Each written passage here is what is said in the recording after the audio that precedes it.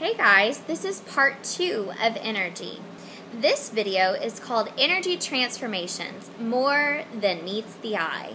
Because if we have energy all around us and it's constantly flowing, then how do we get to have all of the things that we have? So let's take a look at a few things. First of all, what exactly is an energy transformation? An energy transformation is when one form of energy changes into another form. And here are 3 examples. You guys talked about digestion last year in 7th grade. When you eat food, food has chemical energy that's stored up in all of the bonds. Those bonds, through digestion, break apart and they release that energy, which then transforms inside of your body to mechanical energy, so you can move around and you can do the things that you need to do, and thermal energy to keep your body warm. Plants don't take in food. They have to make their own food. And so through the process of photosynthesis, the sun's energy, or radiant energy, comes in through the plant. Special parts, special organelles inside of the plant take care of this, and they transform that radiant energy into chemical energy, or what we call glucose, and it's food for the plant. Then another example would be a flashlight. The chemical energy in the battery transforms into radiant energy and thermal energy. Well, if energy has been around since the beginning of time and for as long as any of us have ever known, then how have we not run out of energy yet? Well, that's where this law of conservation of energy is going to come into play.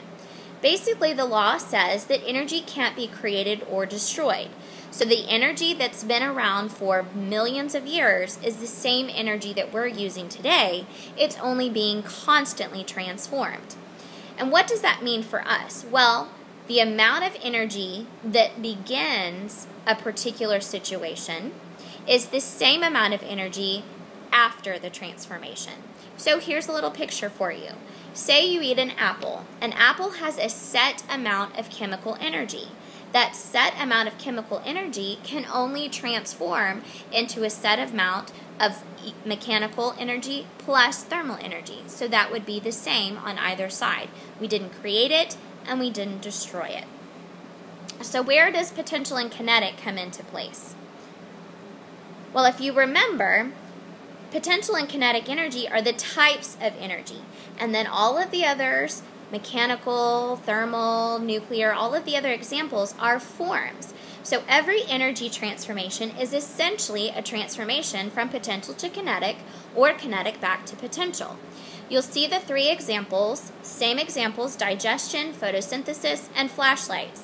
And what I've simply done is I've added PE or KE so that you can see that we're going from either PE to KE or KE to PE.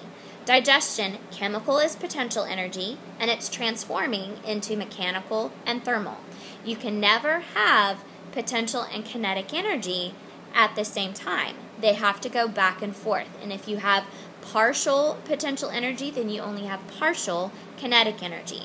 It's an energy transformation, and they are inversely related.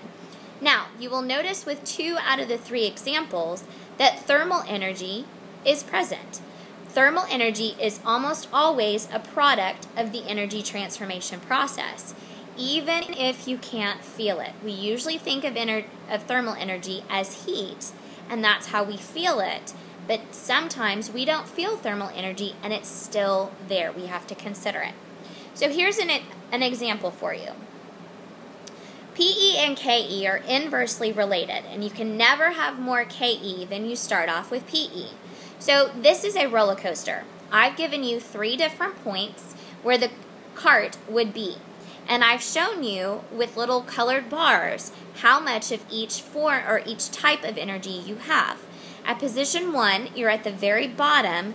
You're going to have the most kinetic energy and the least potential energy. But then as the cart climbs to the very top hill, that kinetic transforms into potential. And so you'll see that the potential energy is all there and there's no kinetic available. Then at point 3, you get to the middle and you've got a little bit of potential energy, but a little bit of kinetic energy has been transformed. And folks, that's a wrap.